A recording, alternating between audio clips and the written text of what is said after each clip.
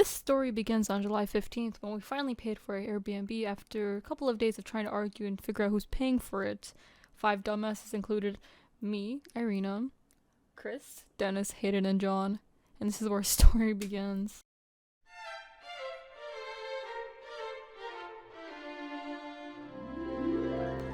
For starters, Montreal is a long way from home considering that 4 out of the 5 idiots live in Toronto, a total of 545 kilometers away with only so many means of transportation for us to get there.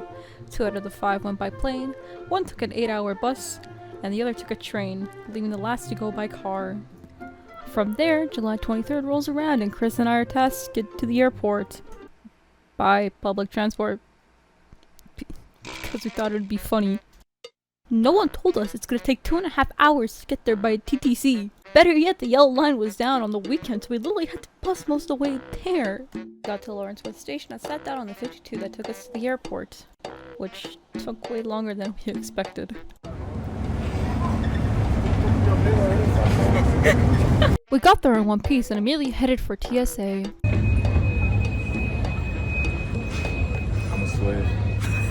We got past TSA within a minute and got food. And this is where Chris makes out with his Subway sandwich.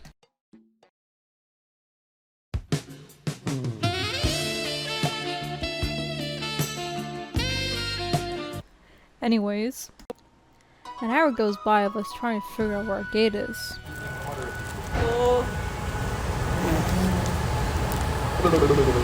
We finally got to sit down and enjoy our food. I dropped the fucking Subway. So did I. Where? On the floor. Yeah, I dropped them. I'm eating. Yeah. I love eating. I love planes. Suffering in the airport right now, bro. My acting's so bad, bruh. Shut up, you want a fucking airplane? I love airplanes. From there, it was just waiting to board the plane.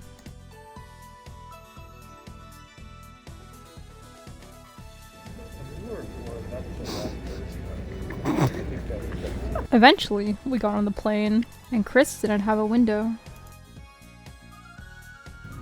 Hop on Sudoku, bruh. Hop on Sudoku, bro. And after 50 minutes of flying, we managed to get to Montreal. Airplane. Plane? Plane. I love planes. Plane. After being picked up by Dennis, we made our way to the Airbnb, where we found John half alive on the couch. We got 4 out of the 5 idiots on a train and picked up Hayden from the bus station.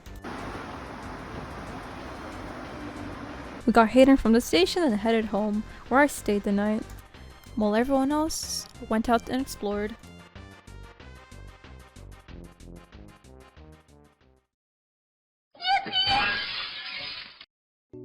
The day begins with the 3 of us heading to Dollarama to pick up something.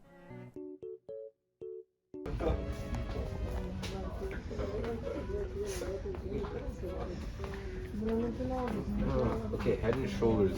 Shit, okay. Fucking, we're getting a 2-in-1. Oh, Chris, you can get mermaid moisture. What? After that, we headed to Walmart to pick up a fan. My fucking flip-flop. We ended up going home, making a dinner, and getting dressed to go out that night.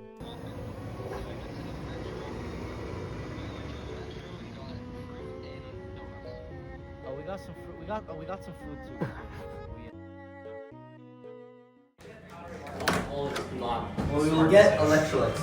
Yeah. Oh. Oh!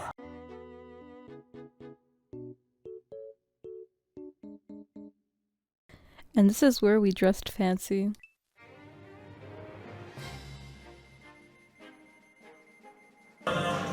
Cologne. Oh my god, we look so good! Ah. We got into an Uber and went to the first club, which didn't go to as planned.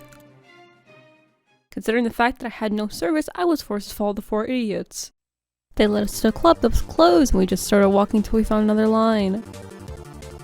The club was filled with a 70-30 male to female ratio, which meant many weren't getting in. This included us, of course. But Dennis and Chris went up and asked the bouncer, and this is where they got a major ego boost. The bouncer looked them up and down and offered bottle service at a discount because look at us. We are fabulous. We declined and headed for the last resort, which was way too long of a walk. And after 20 minutes of walking, we arrived. They allowed us in even though 2 of us were underage. The scouting begins here! John, Hayden, and Chris take 2 shots at the bar and begin their plan on picking up women. This is where they spot out 3 gals sitting alone, chatting, and John has the brilliant idea of asking them. Okay, serious question. How do you pronounce the name of this country? Canada? Or Canada? He asked me if it would work and I said yeah. And just like that, John and Chris got to chatting the ladies up while Dennis, Hayden, and I watched. This went on for about an hour before Dennis and I went out for a chat since the music was starting to become irritating, while the others kept chatting them up and whatnot. After returning, it seemed that John tapped out due to the other girl being way older than him. From there, we began to leave at the worst time possible. Since we got out when the thunderstorm and tornado warnings out, baby! And none of us had any jackets, just one umbrella to get us home.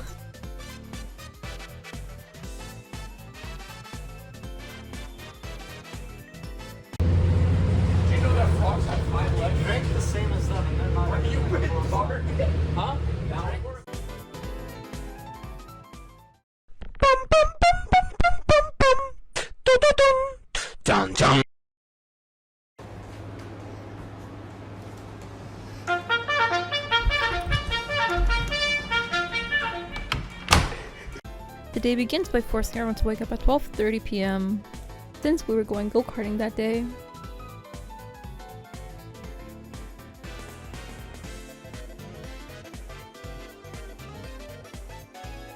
And this is where I fucking die.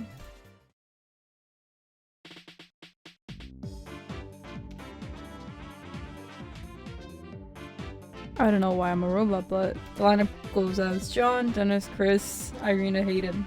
The first lap goes fine. The second lap goes monkey mode because John fucking crashes his go-kart into mine, giving me 5 seconds of fucking airtime. This one turn. I do the turn first, I'm almost fine. I'm near a wall, fucking duck. I went up flying in the air. After that lap happens, the same shit happens. I'm just not in the fucking air this time because I do this turn slowly because I don't want to get hit, and then John does the same shit. Fucking kills me over here. After that, they forced an employee to go on, and in this one area, he brake checks Dennis, causing him to almost crash into John, which was so fun. Bro, fucking GG. I got so much airtime, I think I have whiplash.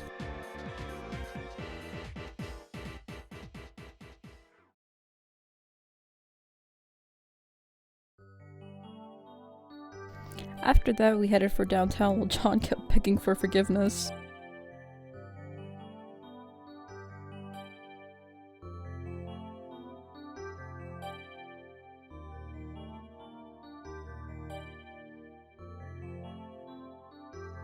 We decided on a restaurant and got dinner.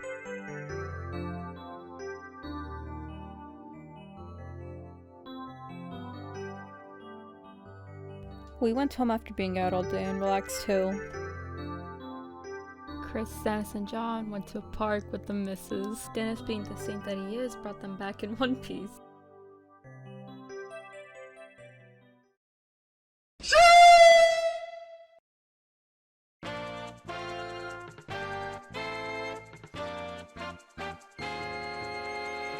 Three idiots came back around 1 a.m. and this is the result of the park. My fucking spine. From there, I walked to the living room at 5 a.m. and I found Dennis and Hayden just chatting, sitting on the couch.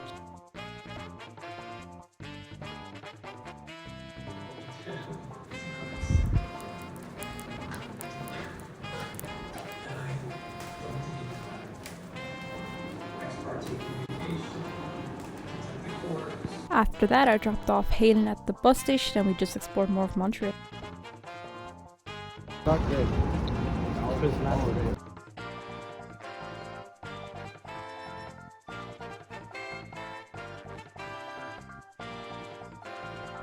We dropped off John at the train station and just went to the airport after. Alright, where are we taking Nowhere. We can't go here yet because this is TSA.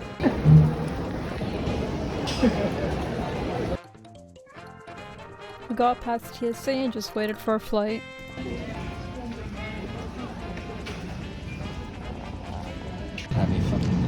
Okay, that's just funny.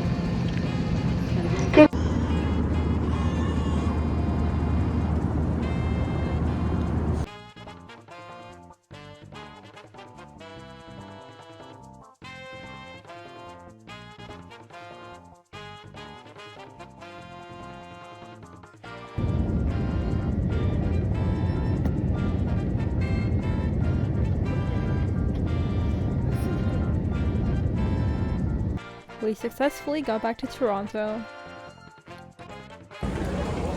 Nah. And that's the end of our trip.